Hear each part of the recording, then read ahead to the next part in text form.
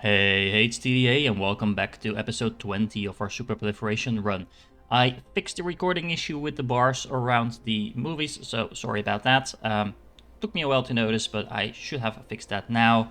And let's take a look at our factory. It is shaping up quite nicely, as you can see, taking up a huge chunk of our planet, and that is just for the quantum chips. Now, the next thing we are going to want to do is make these fuel rods. And to be honest, the fuel rods themselves are not the biggest problem. Getting the logistics in order to actually be able to make them, that will be a challenge. Because as you can see, we need 20 deuterium per 2 rods, so 10 per rod. That in itself is a problem already, because where are we going to get enough deuterium? Because we are not just going to need a few rods, no, we're going to need 96 per second. Yes, 96 rods per second. So if you do that math, it turns out that we are going to need over 600 deuterium per second in order to make these rods. And that would be way worse if we didn't have access to proliferation, but luckily we do. That in itself, again, is not even the biggest problem, because in order to do that, we are going to need even more hydrogen. Now, if you can remember from the Casimir episode, we were already draining pretty much the entire hydrogen supply we had available to us, and that's not going to get any better once we start to make this deuterium. So, we are going to need hydrogen, lots of it, and we are going to fix that. Now let's take a look at our tiny little universe. To be honest, it's really fun to look at. You can see all the vessels flying around between all our systems. Apparently we have a minor connection between Twinning and Slammer as well. You can see a few vessels flying up and down, but the most high traffic trade routes are very obvious when just looking at your systems. We are going to need, like I said, a lot of deuterium and hydrogen. Now the good thing is we have a few gas giants available to us already, which are actually making deuterium as well as of course hydrogen. They are going to be a valuable resource to get these materials, but they're not going to be anywhere close to enough, especially if you remember our Casimir episode, where we basically drained the entire universe out of hydrogen just to get our Casimir crystals up and running. So we are going to have to tap into a few different resources. Now, the only really effective way to make hydrogen from scratch is by fracking, which is a very early resource technology, that we've had access to for a very long time by now, but we haven't actually really used it. But we are going to use that now, and of course we are going to do that in a super proliferation setup, so that once we start building stuff, we might as well take it big. Now, we are going to jump to a few of the systems that we've already been to set that up. And welcome, ladies and gentlemen, to Psion X1, which is a planet in a system that we've been to before. However, it is not a planet that we've been to before, although it really looks like one we've been to before, but trust me, it is not. The reason I don't visit every planet more than once, or at least I try not to, is very simple. I always want to be expanding my factory, so by making sure I only set up everything on the planet the first time I go there, I never have to go back again. I tapped into all the resources, and if I want to make new builds somewhere, there's plenty of planets out there. Remember, we have 64 star systems with probably something like 250, 300 planets, so no reason to visit a planet more than once, generally speaking. So, this planet is new, but the reason we are on this planet is because there's crude oil here, and we are going to use that to make some hydrogen, because refining the oil makes us some hydrogen to begin with, so that's nice, but we also are going to transform the refined oil into hydrogen and graphite, and by doing that we get even more hydrogen out of that. And yeah, it's a pretty cool recipe, and it's also pretty much the only way to make hydrogen without resorting to things like gas giants and refining oil. And well, plenty of oil in our systems. You actually don't need that much oil for most of your builds, so feel free to use some for cracking. Now, in order to do that, we reserved some space, and we are over here where an ocean used to be. It is not there anymore now, but we did need a lot of room for this build. In order to make this build, we are going to abuse the blueprint mechanic a little bit. We are going to place down some belts first. And these belts are going to have oil on them. Now, we do need to leave some room for spray coating, so let's do that like that. Then we are going to place down these, but these are going to go one little step out.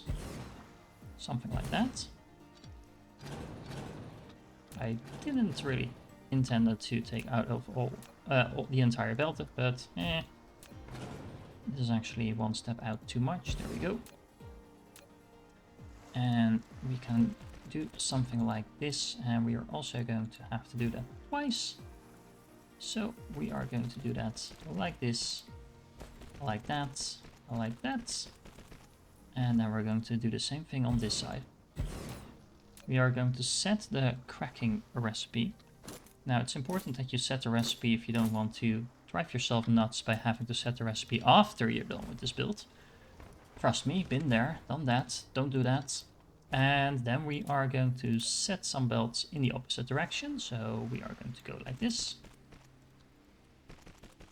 And then we are going to set the outgoing belt. So this is going to be graphite on the outer belt. It's important that you set sorters on these, filters on these sorters, because otherwise you get graphite on both belts or hydrogen on both belts, and you don't want that. Similarly, you want to make sure that you have the hydrogen go out first and then go right back in. So in this order, given the direction of the belt. The reason for that is very simple. If you don't do that, your system is going to slowly drain, and you don't want that, because then you need to kickstart it again or make it a lot more complicated than it needs to be. And yeah, we want to be gaming with precision over here, so that is not what we're going to do. Now, remember, out and in. There we go. Now we also need to make sure this actually has any oil to work on. So like that, like that. Like that, and like that. That should work. Now, this is actually not complete just yet, and we are going to copy paste this. And yes, I intentionally left out one of those belts. There we go. I did not intend that to leave this belt out though, so let's make sure that we don't forget about that one. Okay, 3 times is a charm. I do not want the outer belt, but I do want the inner belt. Being me is so hard. There we go.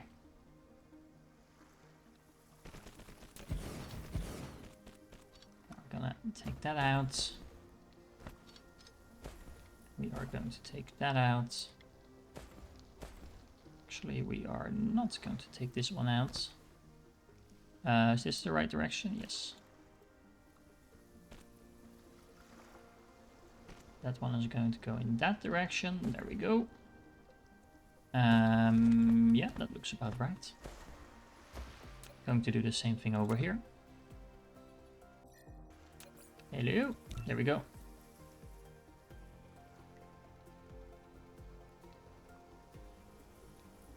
Now the nice thing is that you can now place the sorter on the middle belt while not copy pasting the belt itself, so that's really efficient. Okay, now do we have everything we need? No, we actually need to place this. And then I think we should almost be ready to go.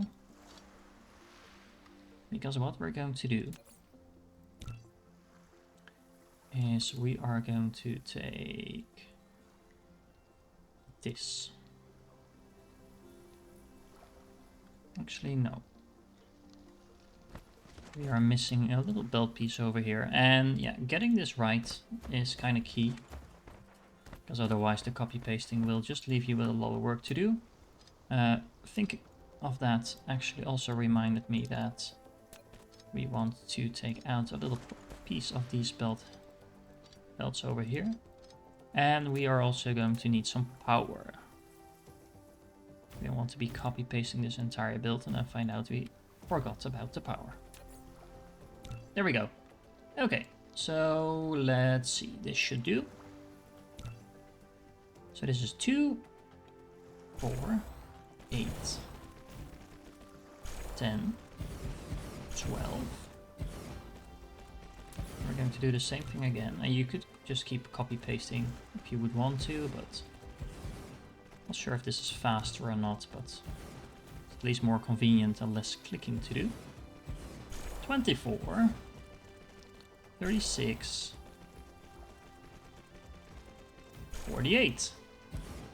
And that now means that we have a total of 96 on each side.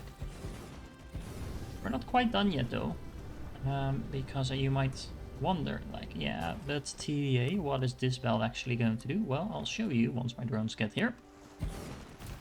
We are going to connect up these belts. Specifically, we have this belt over here. That is going to go right up here as soon as my autosave is done. There we go.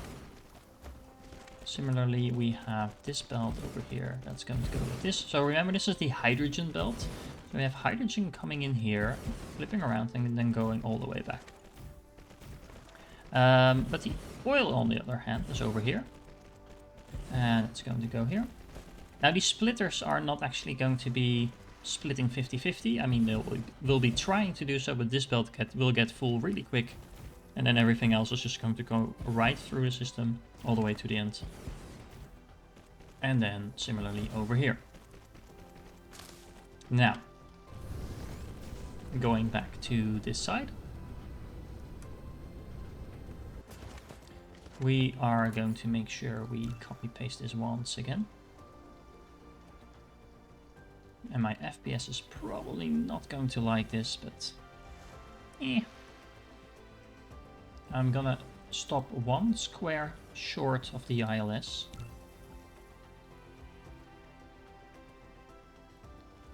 Yeah, I actually want to do that in the reverse order. That makes it a lot easier to copy paste. There we go. Use now. Like I said, I want to do that in the reverse order, and I just did it in the exact same order again.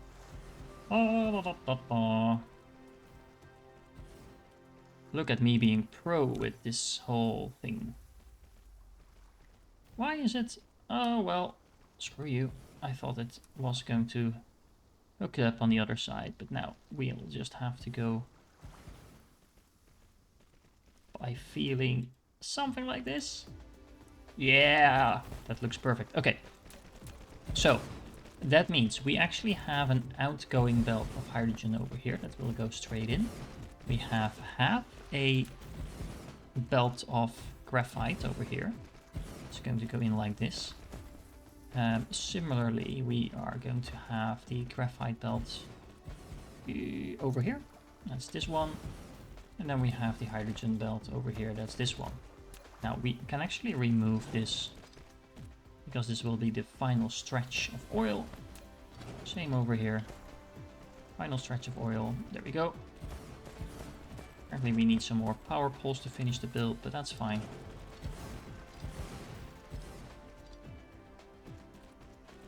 There we go. Just tidying up the builds. That's of course important to do. We want tidy builds. Not tiny builds, but we do want tidy builds. There we go. And then we have this, and the other way around, of course, this. And now we can remove these little pieces over here.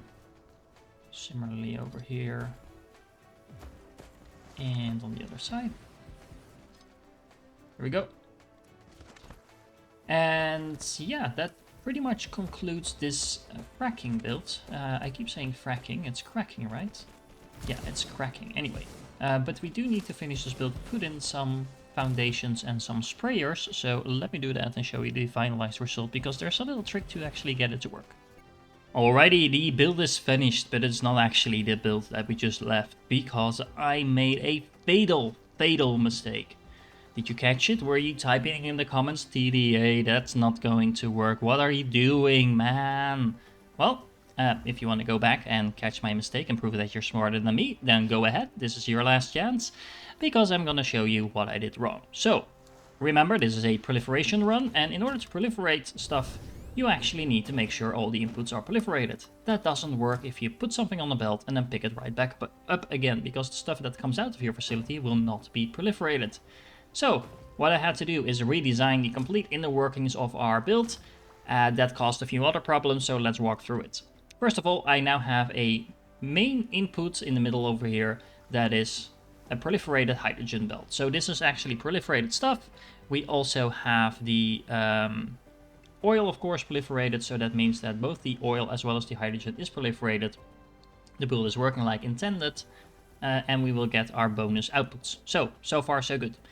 That also means that I can't pick back up the hydrogen before I proliferate it. So I had to make a separate output belt for the hydrogen that we are then feeding back into our system to proliferate it, and to spray it at least. So that caused a few other problems, because we are now outputting 3 times as much hydrogen on that belt as we did before. Because remember, before we were dropping 3 on the belt, picking 2 up, and then only 1 was moving forward.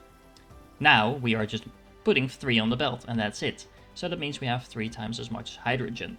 That means that our goal of having 1 full belt of hydrogen now, temporarily at least, turns into having 3 full belts of hydrogen on a single belt. Now, in order to solve that issue, I had to split up the system in 2 different output belts. So at least that's only 1.5 belt of outputs. But it also means that halfway through our build we are going to run into an issue. So I put in some stackers. So after the first half of the output on the belt, I stacked that up. I stacked it up to 4. So that means that we now have enough room to put the other half of the hydrogen on that belt and then transport it all the way back to the end. Now, in order to combine those in total 3 belts of hydrogen, I need to stack everything up to 4, so I'm doing that over here. Then that is actually going through this specific splitter, and there's a priority on the output that goes to the other side.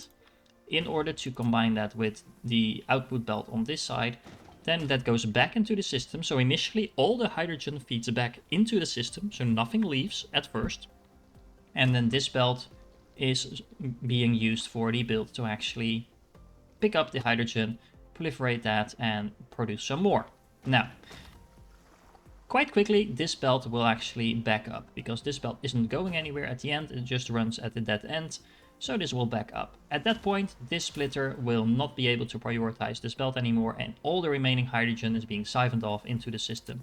By doing it that way, we ensure we always have hydrogen in our system, and we can also make sure that we are proliferating said hydrogen. Now, of course, on the other side, I'm doing exactly the same, as well as on that side and that side. And the end result is honestly a pretty nice looking construction of splitters and stackers. But in case you were wondering, yeah, that completely changed the build, or at least the design of the build was adjusted so we can actually make the most of proliferation. Now, the output belt in terms of the graphite is very simple. This is just a belt that goes in this direction, then combines at the end and goes back, so nothing special there. But as you can see, the build is actually currently not working. In order for it to work, it needs 2 things. It needs power, it needs 3 things actually. It needs power, it needs oil, it has both of those, but it also needs hydrogen. And it doesn't have any yet, so the system won't actually work. So we have to kickstart that. In order to do that, I set up a pretty awesome looking oil facility over here. So this is the blueprint from one of the previous episodes, times 4. Each facility produces a full belt of oil. It actually consumes a little less than 1 full belt of oil, and as you can see, as soon as I turn it on, everything springs into action, so that's really cool. And that now means we are now producing 4 full belts of ore. Now, not ore, oil. That's actually a little bit less than what we can produce on this planet, because remember, this 84 per second is less than what we need to get that oil facility working, but this is not counting things like veins utilization, stuff like that. So we actually have more than 84 per second on this planet, so that should work just fine. And that also takes into account that after a little while that oil production will go down and we don't immediately get into an issue with our production facility not working at top speed. Now, something we do need to do is we are going to have to steal a little bit of hydrogen from the system, and we don't need that much. As you can see, the hydrogen is immediately being transported off planet to other places in our system. That is just fine. But we are going to need some of that hydrogen. Why do we need that? Well, we need to kickstart our facility. And we are going to do that on both sides. So we're going to kickstart this one.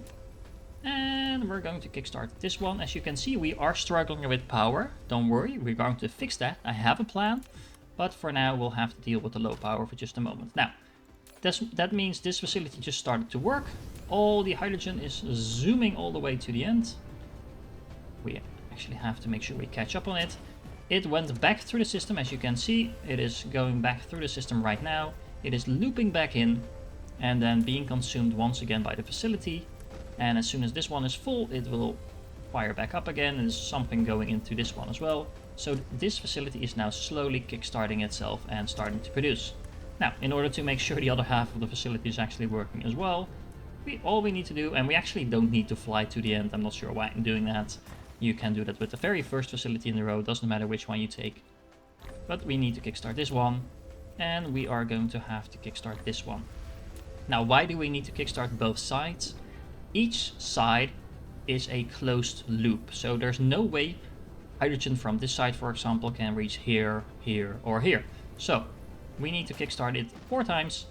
You only need to do that once, and then this facility will be running indefinitely as long as you keep supplying it with oil.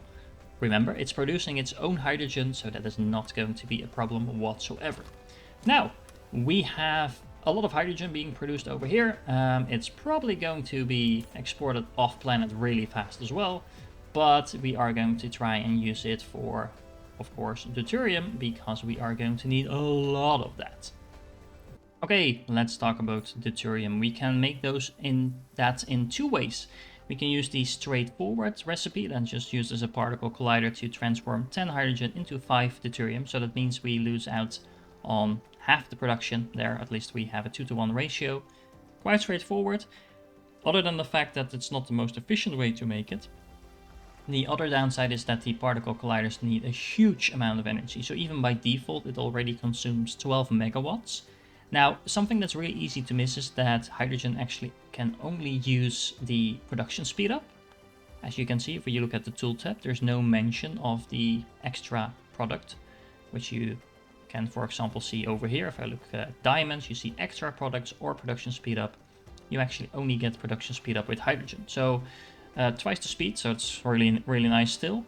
But we only get twice the amount of energy used as well. So the particle collider will not be consuming 12 megawatts per second, but 24 megawatts. So that's a lot of energy just to make some deuterium. The alternative, however, is the fractionator. It's more efficient for 2 reasons. It's a 1-to-1 ratio. Even though there's a 1% there, that's only the probability that that actually happens. So it's a slow recipe, but it's a really efficient recipe. And the fractionator actually only uses 720 kilowatts. So much, much, much more efficient at transforming hydrogen into deuterium. You just need a very specialized build in order to get that to do what you want it to do. And how do we do that? Well, I present to you a build that I'm quite proud of, but that did take me a while to get right. So I'll walk you through it. We have a single belt of hydrogen coming in here. We stack that up once, we stack that up twice, and then we try to put it on this inner belt. We have 12 fractionators here that are all connected with one belt that just loops around. And basically this outer belt is trying to put 4 stacks of hydrogen wherever it can back on the belt to make sure that whenever there's a gap on this belt, we put in a full 4 stack of hydrogen just to keep the belt as efficient as we can. So also for that reason, there's a stacker here. So of course these fractionators will be using up some hydrogen here and there. So we'll have 2 stacks, maybe 3 stacks, etc.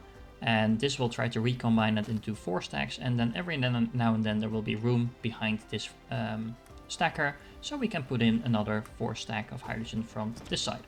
Now we keep doing that all the way around, and at the very end we have this little weird corner where once again we're trying to stack up whatever is left on this belt, and that will probably create a little bit of room every now and then. We do need to make sure that this belt keeps looping around. We never want this to stop, so if you directly connect that, this ongoing belt actually has priority, so this could back up.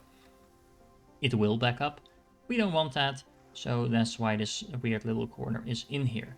Now, we have the deuterium coming out here in the middle, so we have a splitter with priority over here. So if I select this, you can see that the deuterium is going to go through and the hydrogen is going to go through bottom to top. Then once again, we try to stack up whatever is left on that belt. This probably won't be doing that much, but just in case, we might as well just put it in, and then we keep looping that around and around. Now, 12 fractionators being supplied with a full belt of 4 stacked hydrogen will actually produce almost a full belt of deuterium. But now you could be wondering, hey, but we're not actually putting a full 4 stacked 30 per second, or at least 120 per second belt of hydrogen. That's correct, we are not. But remember, this initially will not be consuming all of that hydrogen because it can only take 1 stack off. So actually, after a long while, and that will take a long while, the input and output will balance each other, and thereby making sure that we're not wasting any hydrogen coming in. We won't back up any hydrogen coming in, or at least not that much, and we'll have almost a full belt of deuterium coming out. Now, I actually interconnected these different corners of this build, because basically it's just 4 times the same thing, but with interconnected belts, and that's because it's a random probability. So every now and then this belt might be more efficient than this side of the build, and then basically they can communicate with each other and interact. Now I'm actually going to try and start it up so you can see it in action, and assuming I can actually click this. Oh, I'm trying to click the outputs. That's not gonna work, of course. So let's make sure to put hydrogen on this belt on this side, as well as hydrogen on this side and this side. And now we can get that to work as soon as we power it up. So that was my bad. There we go. Now we'll actually have single stacks initially, but of course we do have stackers in the build itself, so that should work itself out after a little while. But as you can see, we have the single belts coming in. This stacks them up to 1, and this will stack them up to 4. It's really hard to see with the speed they're moving, but trust me, working like intended. And as you can see, it doesn't always manage to put back those 4 stacks on that belt. Currently it's still single stacks apparently, but that will sort itself in a moment. The stackers might not be working at full functionality actually, because I figured we might be low on power, but apparently we're currently not. We will be low on power though as soon as we start consuming a lot of that stuff, for the simple reason that the hydrogen is now being requested again. And as you can see, we're going through our hydrogen pretty quick. But yeah, as you can see, we are getting closer and closer to a full belt of deuterium.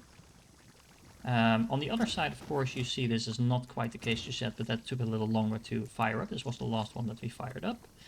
And yeah, same here. You see a huge amount of deuterium incoming already.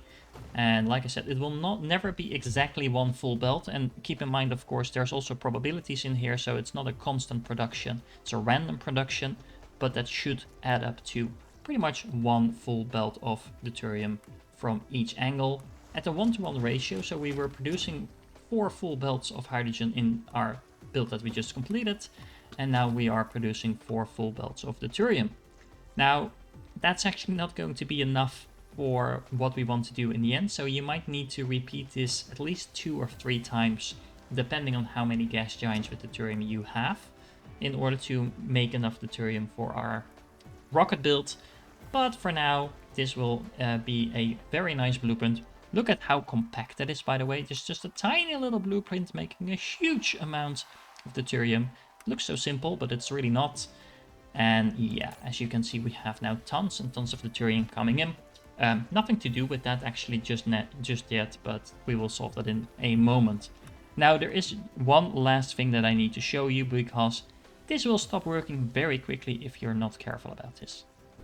And that is this. As you can see, I put a huge amount of thermal power plants all around. They're not actually all working. That has everything to do with the fact that we're actually not producing that much graphite, because we're currently not producing deuterium, because we're currently not using the deuterium. But bear with me here for a moment. So as soon as we start using all our deuterium, we are going to mass produce deuterium first of all, but hydrogen just before that, and because of that we are going to have to produce a huge amount of oil. As a side product from oil we get graphite, and that graphite actually has nowhere to go because we don't really need that much graphite in most of our builds. So we are going to burn that off. As you can see, we have quite a few of these set up that has two purposes. First of all, we have a lot of places where the graphite can go, even if it's just to stock it up. And then we are burning off quite a lot of graphite. Now this is probably not going to be enough, but well, actually it's probably going to be pretty close to that. And the reason that it's going to be pretty close is we are going to make sure these are all working at top speed, and we solve that by putting in a charging facility. If you want to make sure this charging facility is always working, then you can make sure to use my mini build for accumulators. If you want to make sure that accumulator build is working, you typically will be low on silicon crystal. That's the item I'm usually producing the least. So if you have a low production of accumulators, you also want to build some more silicon crystal. But all in all, as you can see, this is working pretty well. That will just make sure that we are draining the thermal plants, because they will throttle their burning of graphite if there's not sufficient demand. There will probably be sufficient demand as soon as we have our entire facility up and running. So yeah, but this facility is just there to make sure that we will definitely have enough demand, because remember, this is almost taking up 1 gigawatts of worth of energy if we would supply it with that much. So keep in mind that you will need a place to burn off your graphite. You also need to set up a similar planet like this at least 2 or 3 times in order to make sure you have enough deuterium incoming. But all in all, this was a very, very fun build. Now, next episode we will be finishing off our fuel rods, so make sure to tune in for that. I hope you've been enjoying my other content recently. I put up a few episodes on Astral Colony. I'm having a lot of fun with that game as well, so I will also be continuing that series alongside with this one. Astral Colony doesn't quite take up as much as time to record a few episodes for as it does with Dyson Sphere, so it's a nice break every now and then to do that. Hope you're enjoying that as well, and either way, I hope I catch you in the next one.